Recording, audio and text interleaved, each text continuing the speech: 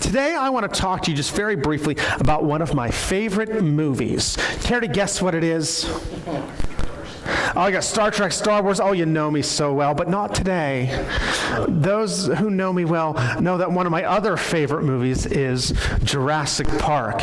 In fact, some people know it so well, they bought me Jurassic Park Trilogy on Blu-ray disc once for a gift, and that's when we watched it at home. Jurassic Park. Who here's seen it? All right, so there's some of you who haven't. So for those of you who haven't seen it, first, shame on you. But second, Jurassic Park is the story of a paleontologist named Alan Grant who visits this mysterious island where genetic engineers have created living, breathing dinosaurs out of ancient dinosaur DNA taken from fossils. And so the movie follows Alan Grant as he's just awestruck in wonder because he's studied dinosaurs his whole life and he gets to see them live and up close and in person. But then it follows him as he starts to run for his life as all the safety features on the island that are there to keep the dinosaurs from getting out, well, they all fail. And so Alan finds himself in the bottom of the food chain and running away, trying to avoid being some dinosaur's dinner. It's a great movie, and it's all about Dr. Alan Grant. There he is. Isn't he handsome? He's just a hero, isn't he? Yeah, there he is. And it's all about him. But every once in a while, director Steven Spielberg, and so you've heard of that guy, right? Every once in a while, he pulls the focus away from Alan Grant to show you what's happening with some other people on this island and how they are faring with these dinosaurs. Most of the time, it's to show us how they get eaten by the dinosaurs, which is lots of fun, right? So Jim, show us. And we pull away from Alan Grant briefly at one point to watch Dennis Nedry's doomed dance with this Dilophosaurus. Oh, it's scary. It's fun. But then show us again. We also cut away at one point. We cut away from Alan Grant to see Muldoon outwitted by a velociraptor, much to his life's chagrin. Velociraptors, they're just mean and evil and scary. Oh, no, he's a nice guy. He's a good guy, yeah. But then show us, Jim. It always comes back to Alan Grant. It's Alan Grant's story, very clearly. And why do I go on about this today? Because Matthew does kind of the same thing Steven Spielberg does. Matthew, in writing his gospel, really in recording the events leading to Jesus' death, he kind of does the same thing. You know, it's Jesus' story, and that's obvious the way Matthew writes it out. So it's obvious that it's all about Jesus when he rides into Jerusalem that first Palm Sunday. It's all about Jesus in the upper room on during the Last Supper on Maundy Thursday, which we will celebrate Thursday. It's all about Jesus later on that evening in the Garden of Gethsemane where he prays, where he's arrested, which we looked at a little bit last week. And it's all about Jesus and what is laughingly called a trial before the chief priests and the elders of the people. It's clearly Jesus' story, but every once in a while, in these final chapters of Matthew's gospel, Matthew, he's like Steven Spielberg, he kind of pulls away from Jesus and he puts a focus briefly on somebody else for us to learn some things. And so in Matthew 26 and 27, we see Judas. We see what happens to Judas, who has betrayed Jesus, and out of his guilt, he hangs himself. At one point, we pull away from Jesus, and we see Jesus taken before Pontius Pilate, the Roman governor at the time, and Jesus is taken before Pilate for judgment and sentencing, and Jesus is there, but the focus of Matthew's storytelling right then, it's really on Pilate. So we get these different focal points. But as we've been going through this Lent, our goal hasn't been to learn discipleship lessons from Judas or from Pontius Pilate.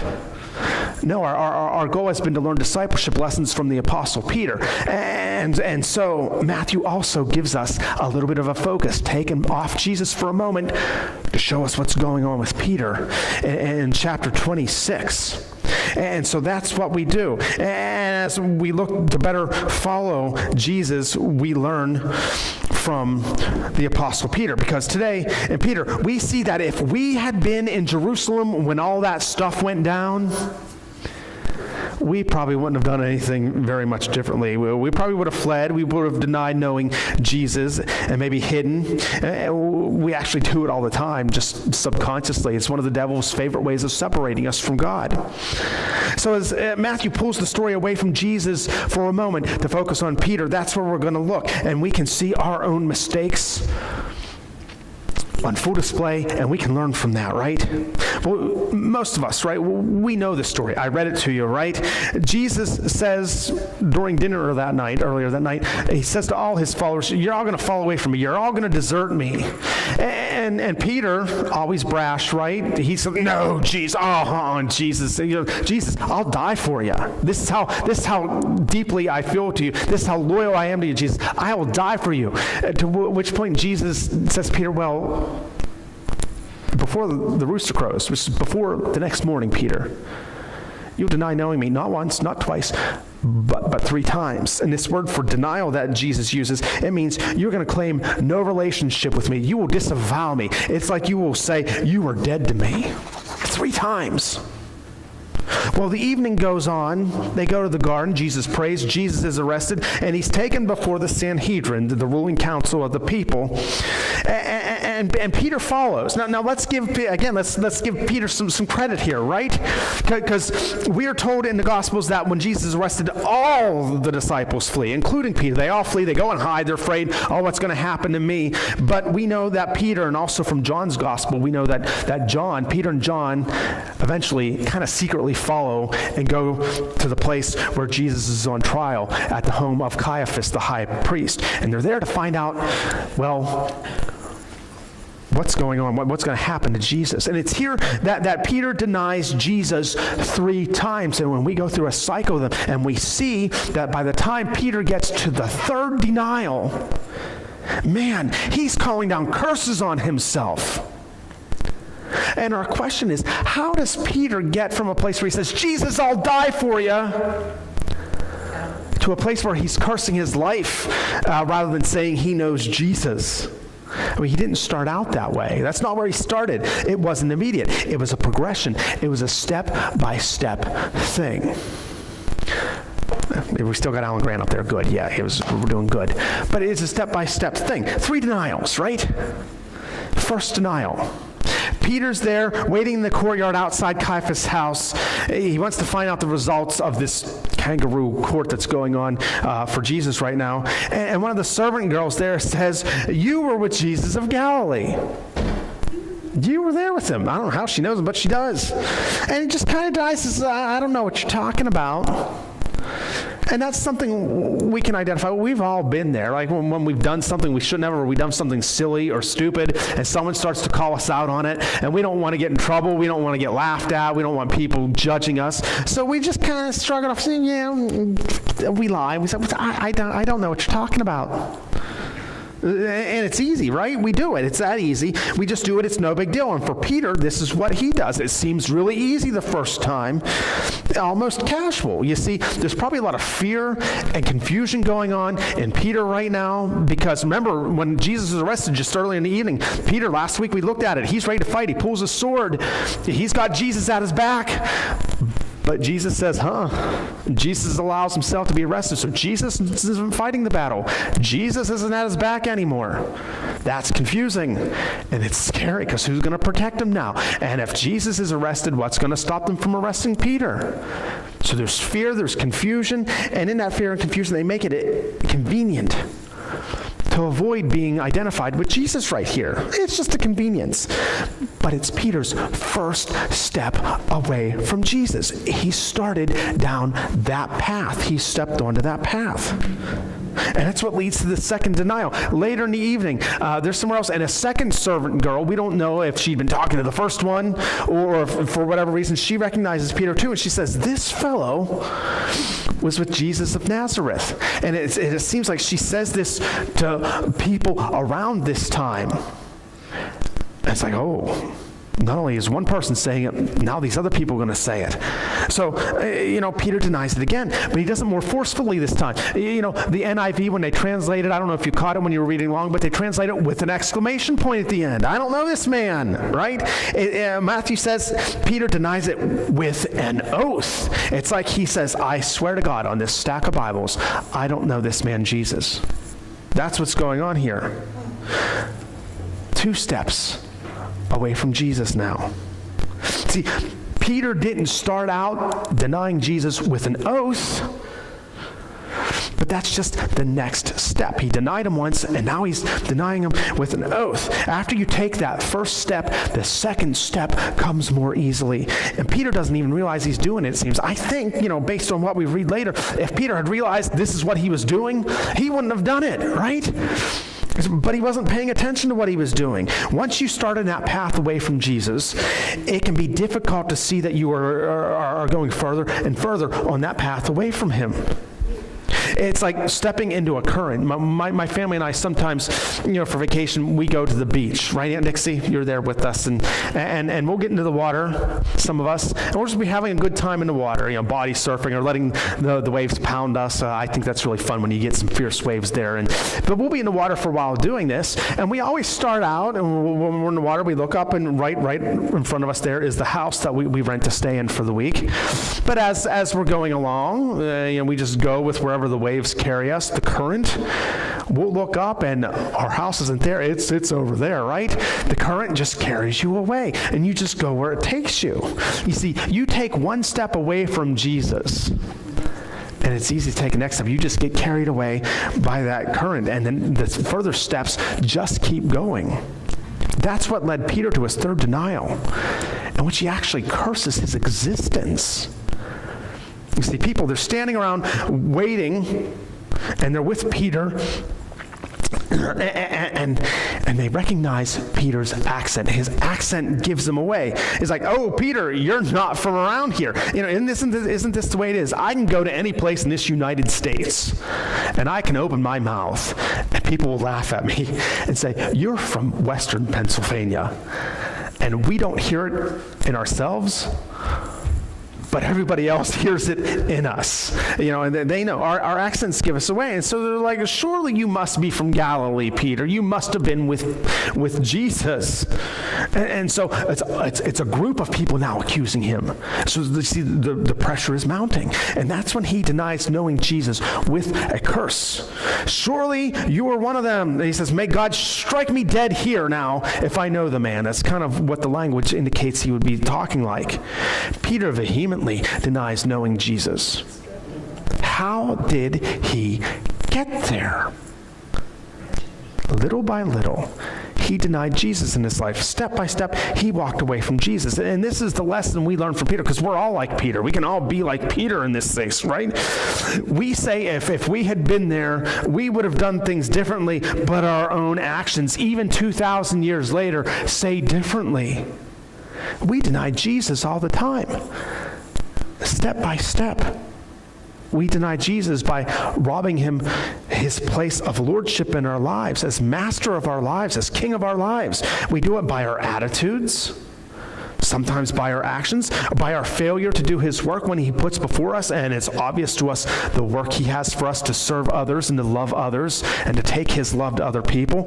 We deny him by failing to do things that draw us closer to him.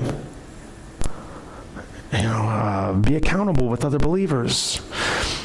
Seek him in prayer. See, we deny him. We deny him every time we sin. That's what sin is. It's denying Jesus. It's rebelling against him. It's us saying, Jesus, at this moment, I don't know you. I turn my back over so this, whatever the sinful thing is, can be all right for me now.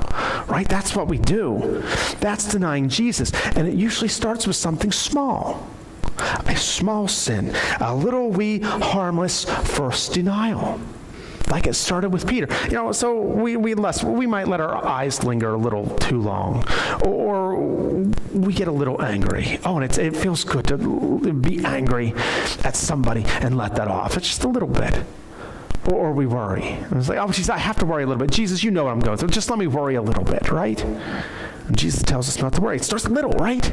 Like Peter, we deny Jesus all the time, and we don't even realize we are doing it. And once we do it once, it's easier to do it again, or it's easier to just let that continue in our lives until we're progressively further and further away from that close relationship with God, or we progressively get further and further away from that wonderful life God has for us to live. Just one step, 1 degree. The difference 1 degree makes. A circle has 360 degrees, right? So our being a circle sort of has 360 degrees, but 1 degree, you can be 1 degree off, and it makes a huge difference. You know, when you're flying, if you're off course by 1 degree, you miss your spot by 92 feet for every mile you fly. Good luck if you're at a small airport. 92 feet is going to get you in trouble, but most of us don't even fly even 1 mile. If you are off just 1 degree and you fly for 60 miles, which still isn't very far, then you are off your landing spot by 1 whole mile.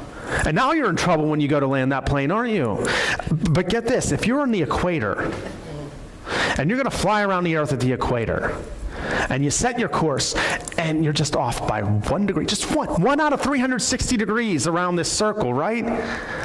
By the time you get back and you circle the earth once, you are 500 miles away. You're like, in some cases, you're in a different country. You can't see where you were trying to get to. See, that's what happens to us when we deny the lordship of Jesus in our life just one little way. It's just 1 little degree, Jesus. It's just a small step away from the things of God. But like Peter, we're so far away from Jesus, we don't even see him in our lives anymore. We don't even see where he's working or what he's doing. And the things of God start to not really matter to us as much. We no longer care about, seeking the Word of God to find out how we should be living in this world. We no longer care about seeking to communicate with God in prayer on a regular basis. We no longer care to share the joy of accountability within the fellowship. We're so far off. We no longer care about the joy of sharing the gospel, the good news of Jesus Christ with other people. We're 500 miles off course, started with 1 little degree. And that's putting a curse on ourselves. Like Peter called down curses on himself in that third denial. When we deny Jesus in our lives, we get further and further from him. And then we're living in a curse, just living with whatever the effects of that is. It's called drifting. Drifting in faith, and drifting is dangerous. I found a story this week that illustrates this. There were 2 guys out, and they were in a fishing boat on a river in their town, and they were fishing just above where there's a small dam just downriver. And they were so interested in their fishing that they didn't realize as they were out, their boat was kind of floating downstream. It was drifting. And it drifted into current leading to that dam. And by the time they realized how far they had drifted, well, that current was just taking them away, and the current takes them over the dam. And at the bottom of that dam, the water is just rushing. There are crags, there are rocks, there are crevices. And so they go underwater, and they're caught by the swirling water under the rocks. And they don't come up. So after much searching, divers finally find the first body. And a few days later, they find the second body. See, that's drifting. Drifting is dangerous. In today's text, Peter shows us how we can drift away from Jesus so easily without even knowing it. It doesn't happen all at once. It happens when we take that first step, that first small denial. And each step, each denial then gets easier, and it gets us further and further away from Jesus. Question for you today: where in your relationship with Jesus have you allowed yourself to drift? In what slight way have you denied your relationship with Jesus and his lordship over your life? Because we all have this bent towards sin. We all have some sins or devices that we sometimes allow to come into our lives. That's like the first denial, just letting it in. The second denial is letting it stay there, not doing anything about it, not turning back then, and we just keep doing it then, right?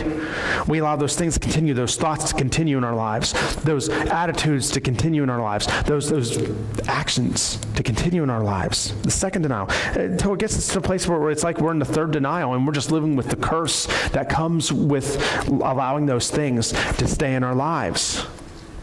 So search your life today. In what way are you denying Jesus, even in the smallest ways? Because the smallest way, it's going to turn into the biggest of ways if it goes unchecked. So find it, confess it, and right now, turn back toward Jesus. We've been stepping away, 1 denial, 2 denials. Turn back this way toward Jesus. See, the sad thing is, in our churches today, we have all sorts of prideful people who are too stubborn to listen to correction, who are unteachable, who are too caught up in themselves to learn this lesson from Peter today. If we have gossips, we're liars, we're people addicted to pornography, we're egoists, we're worriers, we're people who are judgmental and sanctimonious. We want to be people who are willingly clueless to the suffering of those around us. In our hearts, so often we're murderers. We're so angry and rage-filled. See, we're stepping away from Jesus in those things. And maybe I just named something that you struggle with. Maybe I named something you might not struggle with now, but you will struggle with at some time. Because we get there, and no one starts off wanting to be there. As followers of Jesus, we don't start off wanting to be separated from Christ. We get there step by step, one denial after denial. We make one denial, and the next denial is that much easier. The great thing about Peter, though, so we're learning how to be a disciple from Peter. We see how we can mess up from Peter, but here it is. When Peter recognized his sin, he repented and he turned fully back toward Jesus. It says, the rooster crowed, and Peter remembered Jesus' words, before the rooster crows, you will disown me 3 times. Peter remembered because the rooster crowed, and I have this idea in my head, this thought process that after this point, because of his connection with these two things, Peter probably hated roosters, right? I hate roosters, man. Roosters, when I was in Haiti, people all over town had chickens, and so there'd be roosters roaming around. And even in the mission compound, they had 5 or 6 chickens running around, some roosters, and those things would start crowing at 4:30 in the morning.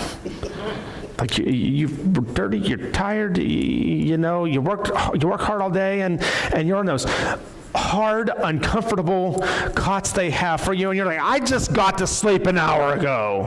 And those stupid roosters started crowing. But I imagine for Peter, when he heard a rooster, it was even worse.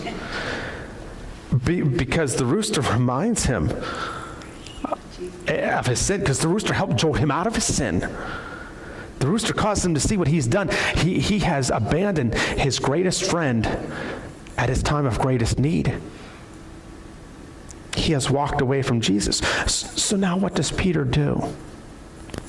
Well, Matthew tells us he goes out and weeps bitterly. And I used Matthew's gospel today because the other gospels tell us Peter goes out and he's sorry and he weeps. But Matthew says he weeps bitterly. It means he wept with agony and mental suffering. It wasn't just a few tears, ladies and gentlemen. He was in deep sorrow over his sin. And I can't help but wonder if when Peter was there weeping so bitterly in such sorrow, if he looked back on the events of the night and asked himself, how'd I get here? How'd I get so far away from Jesus? And maybe he realized right then, it started with just that one easy, casual denial.